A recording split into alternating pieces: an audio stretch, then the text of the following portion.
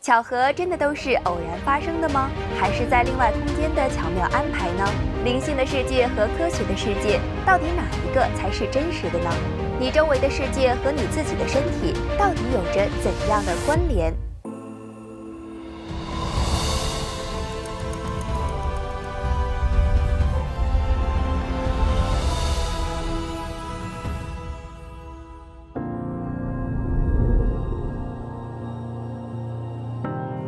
大家好，我是扶摇，欢迎和我一起探索未解之谜。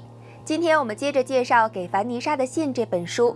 科学家海华以给女儿写信的方式，向大家介绍了他对于这个世界的认知，就是灵性的世界和科学的世界是可以共存的，它们不过是同一个世界的不同体现。在上一集中，我们介绍了真实世界中的仙女和精灵，中世纪欧洲和现代科学的渊源。那么今天呢，我们再来揭秘更多有趣的内容，保证让您眼界大开。想先问问大家，今年过得如何呀？疫情刚消停，高温和旱灾就接踵而至了。不过有关天气这个话题呢，让人有一些疑惑，因为在今年的新闻里，我们总是可以看到皲裂的土地，还有愁眉苦脸的人们。就有人曾经问过这样一个问题：现在的科技都这么发达了，外太空都可以随便去了，怎么连个天气问题还这么难以掌控呢？人工降雨技术现在不是很成熟了吗？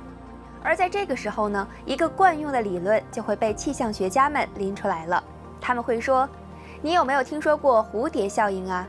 你知道吗？研究表明啊，有一只蝴蝶在巴西拍拍翅膀，它就可以导致1个月之后德克萨斯州的一场龙卷风。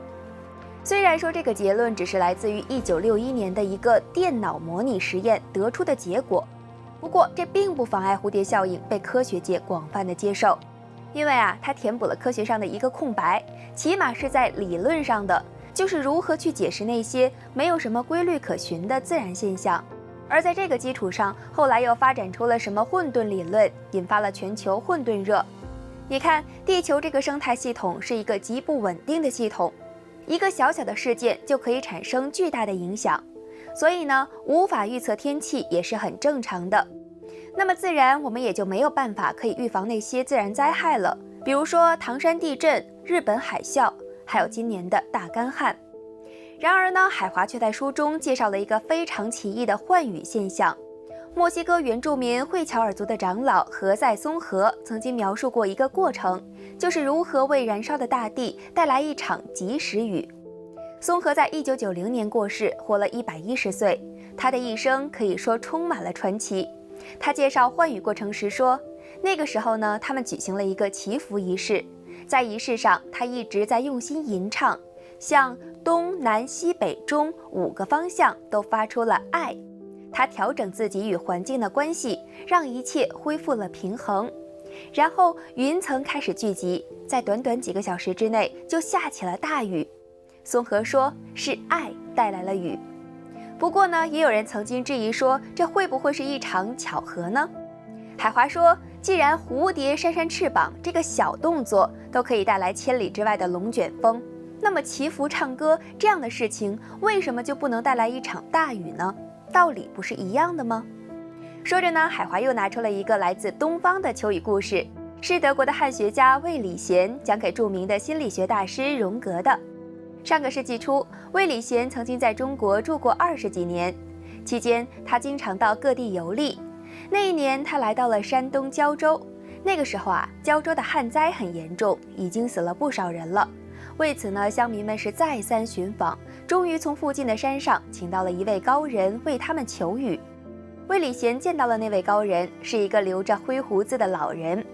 大家呢是用轿子把他抬进了城外的一座小木屋，之后大家就离开了。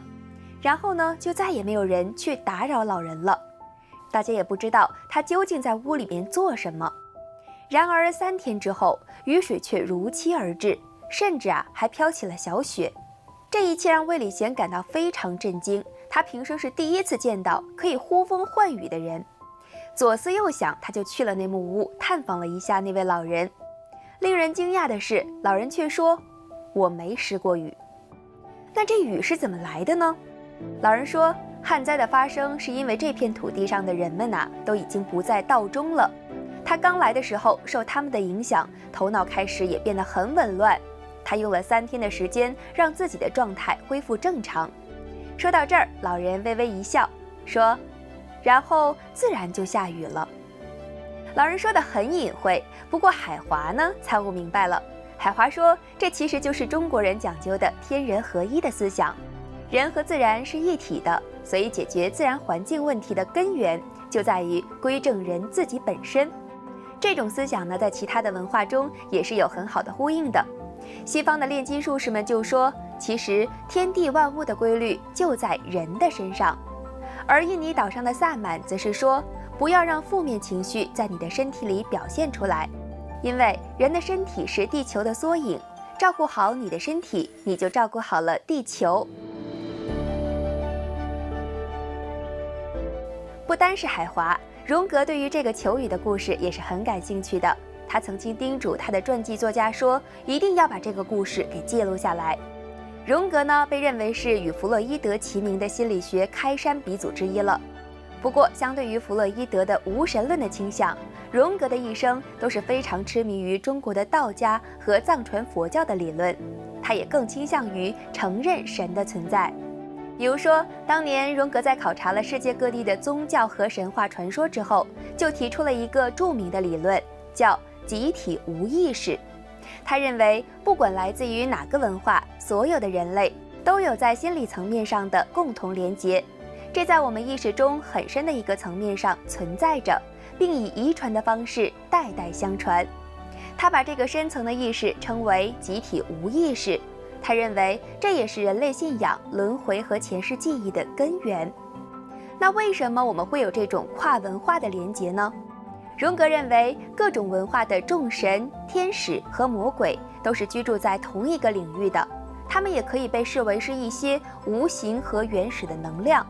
当然了，他们也可以有能力影响人类世界，而他们的故事会通过一些通灵者流传人间。而这也就是为什么所有的神话故事都有相似的地方。可是对于我们普罗大众来说，那个神魔所在的世界，我们是看不见也摸不着的。我们要怎么去相信这些世界的存在呢？海华说，那就是像风一样，虽然我们看不到它，但是我们是可以体会到它的存在的。咱们举几个例子。荣格有位病人是一位年轻的、受过良好教育的女士。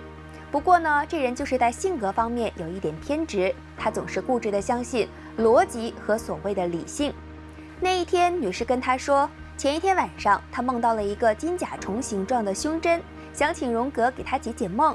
而正说着呢，窗户那边突然传来了哒哒哒哒的声音。于是呢，荣格就站起身到窗户那儿去看看。哦，原来是飞进来了一只虫子。荣格看了一下，然后就把这虫子放到了那位女子的手中，还说了一句：“这是你的金甲虫。”女士一看，原来正是一只金褐色的虫子，她惊呆了。这不就是梦里见到的那一只甲虫吗？一模一样啊！为什么会遇到这么巧合的事情呢？一只虫子瓦解了这女子思想中的抵抗情绪，也打开了她的心结，她的病很快就治好了。荣格的一位合作者叫法兰兹女士，她也遇到过这么一件事儿。那天她在一家商店看中了一条蓝色的连衣裙，就叫店家打包寄过来。可是3天之后收到的却是一条黑裙子，法兰兹心里很不是滋味儿。然而几乎就是在同时，她也收到了一封电报，电报上说家里的一位亲戚过世了，而那条黑裙子正好可以派上用场。法兰兹说，他感觉这事儿似乎不像是一个巧合，而他遇到的另外一件事情就更让人惊奇了。法兰兹也有一位病人，时不时的呢就想了结自己的生命。法兰兹一直是很担心那位病人。有一天，法兰兹正在乡间度假，在屋外劈柴火呢，而这个时候那个病人的形象突然间在他眼前闪了2下，第2回还是神情很着急的样子。法兰兹丢下了斧头，开始思考，他为什么会出现在我的眼前呢？是不是需要帮助呢？不然我开车回去。可是这个想法刚一出现的时候，心里又有个声音说，不行，太晚了。于是法兰兹赶紧拍了一封电报回去，上面就4个字：别干傻事。电报在2个小时之后送达了目的地。那个时候，病人刚在厨房打开了煤气阀门，想要寻短见。可是就在这关键时刻，门铃突然响了。他鬼使神差地出去开了门，然后呢，就收到了那一封邮递员递过来的电报。打开看到那4个字的时候，他如同醍醐灌顶，人一下子就清醒了。转身呢，就回到了厨房，关掉了煤气。后来，这位病人一直活得好好的。仔细想想，我们的生活中是不是也有很多这样的巧合呢？这是冥冥之中的天意吗？还是真的仅仅是个巧合呢？那么荣格是怎么样去解读这些巧合的呢？荣格认为，在某一个层次上，物质和精神是合一的，表现为一种单一的能量。以较低的振动频率来表现这种能量的话，那就是物质的；如果以较高的振动频率表现出来的话，那就是精神的。而且呢，有的时候如果振动的频率足够强，精神层面上的东西就会穿越到物质层面上来，而在精神层面上，物质世界的时空概念就不再适用了，在那里时间是永恒的。由此呢，我们就可以在某个瞬间看到了其他空间的景象，或者是遇到某些不可思议的巧合了。讲完巧合的故事，回头再来讲讲我们神奇的大脑。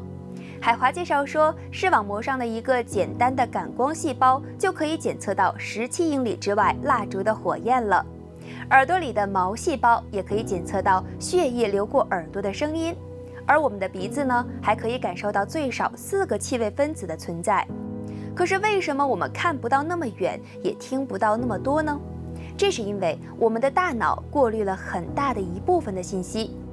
每天我们的感官会带给我们海量的信息，如果不进行过滤筛选，我们就很难管理日常生活了。而大脑的工作就是从中挑选、处理一些可用的信息，并且呢，还要恰当的给出回应。不过在挑选过程中，我们的大脑不知不觉的也会产生一些偏见。大家来看一下这张图，您觉得2条水平线哪一条更长呢？是上面那一条吗？不是，答案是一样长。再来看看这张图，您又看到了什么呢？